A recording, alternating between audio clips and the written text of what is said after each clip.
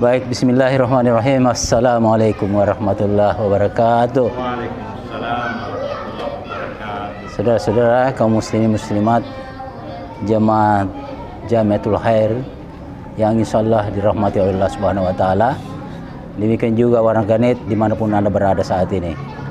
Sekarang kita lanjutkan lagi kajian Al-Quran secara tafsiriyah. Adapun surah yang kita bahas adalah surah Al-Infitar ayat 10 sampai dengan 19. Kepada teman-teman saya minta supaya bisa memberi tafsir terhadap ayat-ayat yang kita bahas kali ini. Assalamualaikum warahmatullahi wabarakatuh. Waalaikumsalam warahmatullahi wabarakatuh. A'udzu billahi minasy syaithanir rajim. A'udzu billahi minasy syaitonir rajim. Ini Pak. Bismillahirrahmanirrahim. Bismillahirrahmanirrahim. Wa inna 'alaikum lahafidhin. Wa inna 'alaikum lahafidhin. Kiraman katibin.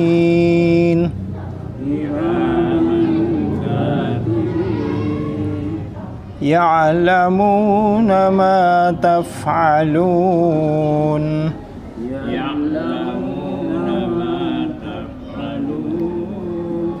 إن الأبرار لفي نعيم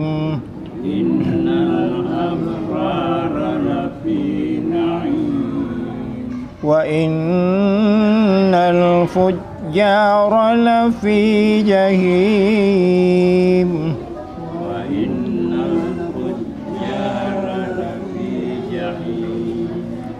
يصلونها يوم الدين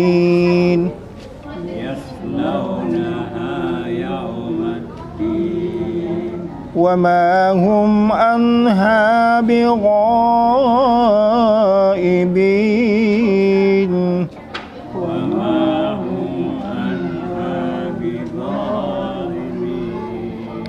وما أدراك ما يوم الدين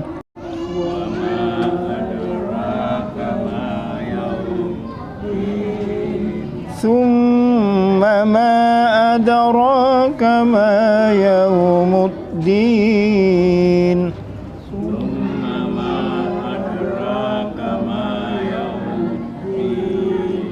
يوم لا تملك نفس لنفس شيئا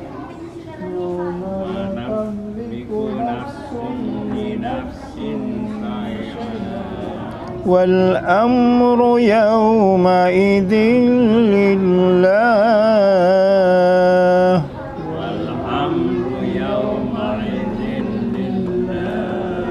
Sadaqallahul azim. Assalamualaikum warahmatullahi wabarakatuh. Kita maknai lebih dalam dengan kajian tafsiriyah. Yang menarik di sini adalah peringatan Allah kan bahwa pada setiap diri ada pengawas yang mengetahui apa yang kita lakukan. Dan dia katabah, yaktub. Dia itu katibun, merekam atau mencatat. Nah, di dunia ini saja CCTV itu dapat merekam gerak-gerik. Itu masih buatan manusia, apalagi yang super canggih yang dimiliki oleh malaikat yang bisa merekam dalam keadaan bagaimanapun gelap ya. Kalau di kamera kita ini biasanya butuh cahaya, pencahayaan. Tapi kalau peralatannya malaikat ini tentu saja lebih canggih daripada itu. Nah, saya sebagai orang televisi bisa memaknainya ini dengan merekam karena dinyatakan bahwa pada hari kemudian tangan dan kaki bicara. Tentu saja ini rekaman itu akan berbicara. tangan bicara, kaki bicara, karena dapat dilihat faktanya, dapat dilihat rekamannya. Ya. Jadi kita diperingati bahwa apapun gerak-gerik kita akan selalu tercatat oleh malaikat yang ada pada kanan dan kiri. Di sini ada kata jamak ini, ya'lamuna. Ini menunjukkan banyak ya, menunjukkan banyak ini.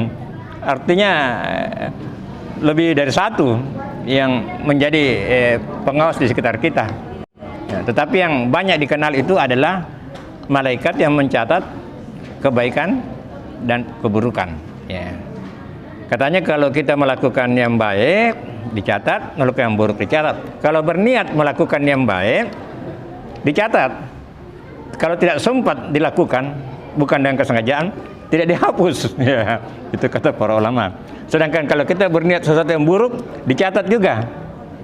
Begitu kita tidak lakukan, dihapus itu ya. Jadi ada nilai plusnya tentang nama itu. Niat ini selalu berbuat baik, dalam artian berniat selalu sungguh-sungguh. Ya. Nah, di dunia ini ada kekuatan yang Allah berikan kepada kita.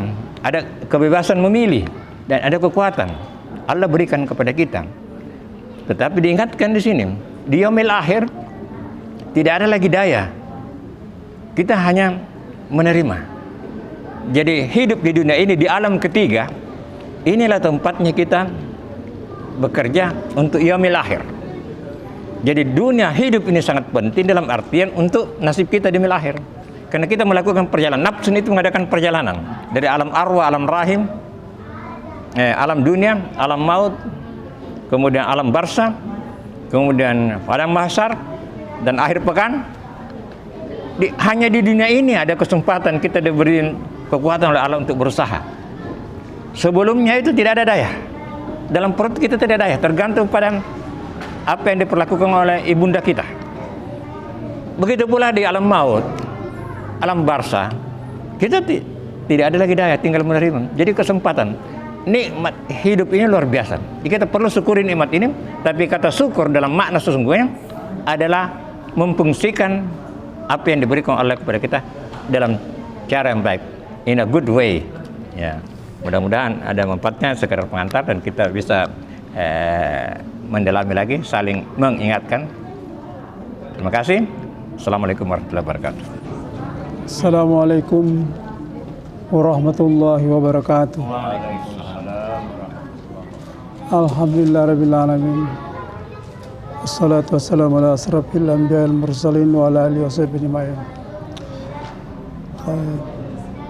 Alhamdulillah, pada kesempatan ini kita sudah sampai pada akhir ayat dari surah Al-Infitar. Di sini ada di ayat 11, kiraman katibina ya'lamuna ma taf'alun. Ini kalau penjelasan tadi itu malaikat yang mencatat. Dan ini pernah saya dengar juga ulama katanya ini malaikat yang ikut sama kita. Kiraman katibina ya'lamuna ma taf'alun. Ini yang saya mau tanyakan, apakah ini yang sama dengan Rakib dan Atib itu? Malaikat ini kan? Iya, malah dulu ada orang-orang tua dulu kalau salam, orang-orang dulu di kampung kalau salat, kalau Assalamualaikum warahmatullahi itu kiraman katibina, Assalamualaikum ya'lamuna ma taf'alun, itu dia dalam hati dia disalam sama malaikat. Iya, orang-orang dulu itu. Bagaimana ini? Saya minta penjelasan. Terima kasih. Assalamualaikum warahmatullahi wabarakatuh. Hamdan wa syukran lillah. Malam hari ini kita bisa berjumpa lagi kembali dalam pengajian. Surah ini memang kelihatan sepertinya peringatan kerasnya Allah. Karena dia mulai dengan idza sama'un fatarat, ya, ketika langit terbelah, lautan meluap, kemudian bintang-bintang berguguran, lalu kemudian kubur sudah terbongkar itu kuburan ya, bongkar kuburan. Jadi berurut-urut. Kemudian ketika terjadi itu, maka datanglah itu yang seperti tadi yang disinggung itu malaikat yang mulia di sisi Allah, itulah yang mencatat kita, mencatat kebaikan kita, apa yang kita berbuat kebaikan, mencatat keburukan kita. Lalu kemudian di sinilah manusia tidak bisa lagi meminta bantuan orang, dia sendiri dia tidak bisa lagi diatasi dirinya, apalagi membantu orang lain, tidak bisa lagi. Sudah inilah klimaksnya barangkali ini kehidupan. Jadi sampai di sinilah titik akhir dari hidup kita, sehingga tidak bisa lagi berbuat apa-apa. Jadi seolah-olah kita pasrah saja menerima keadaan. Begitulah akhir dari perjuangan kita hidup di dunia ini. Ya, terima kasih. Assalamualaikum warahmatullahi wabarakatuh. Ya, surah ini memberi penggambaran ketika terjadi kiamat. Ya. Kemudian setelah kiamat dijelaskan lagi di sana di ayat tadi itu dua tempat di akhirat.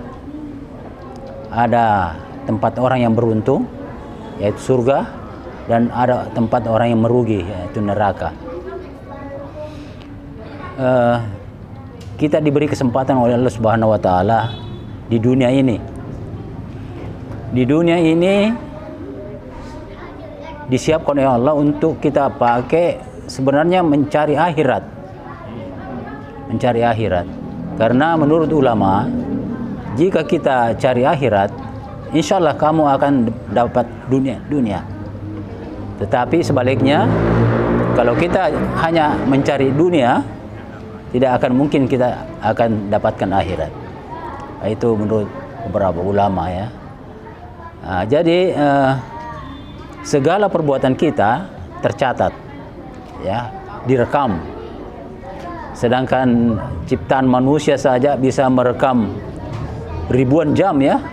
Sekarang alat perekam itu sudah tera, ya, 1000 tera, 2000 tera. Jadi sudah begitu jauh ya ilmunya ini manusia merekam. Apalagi Allah Subhanahu wa taala sebagai pemilik ilmu yang diberikan kepada manusia saja seujung kuku ini, ya kan? Jadi masya Allah. Kalau kita menyadari bahwa setiap gerak-gerik kita tercatat, maka pastilah kita akan ada kesadaran bahwa semua akan kita lihat hasil apa yang kita kerjakan. Oleh karena itu, menurut saya yang paling penting untuk kita ingat selalu adalah kematian. Karena insya Allah kalau kita ingat kematian, pasti kita berbuat kebaikan. Karena kita semua sudah tahu bahwa ada hari pembalasan. Kalau kita berbuat baik, insya Allah Allah akan memberi pembalasan yang baik pula. Dan orang-orang yang beruntung adalah orang-orang yang mendapat ridho oleh Allah Subhanahu wa taala, hidup di dunia ini untuk kebutuhan akhirat nanti. Nah, itu sedikit tambahan dari saya. Mudah-mudahan ada manfaatnya. Assalamualaikum warahmatullahi wabarakatuh. Menanggapi apa yang disampaikan Pak Mustari tentang malaikat Rakib dan Akib ya. Jadi itu nama malaikat. Jadi sebenarnya ini kan gaib ini. Kita tidak tahu bentuknya, tapi kita hanya tahu hasil kerjanya, bahwa mereka diperintahkan untuk mencatat.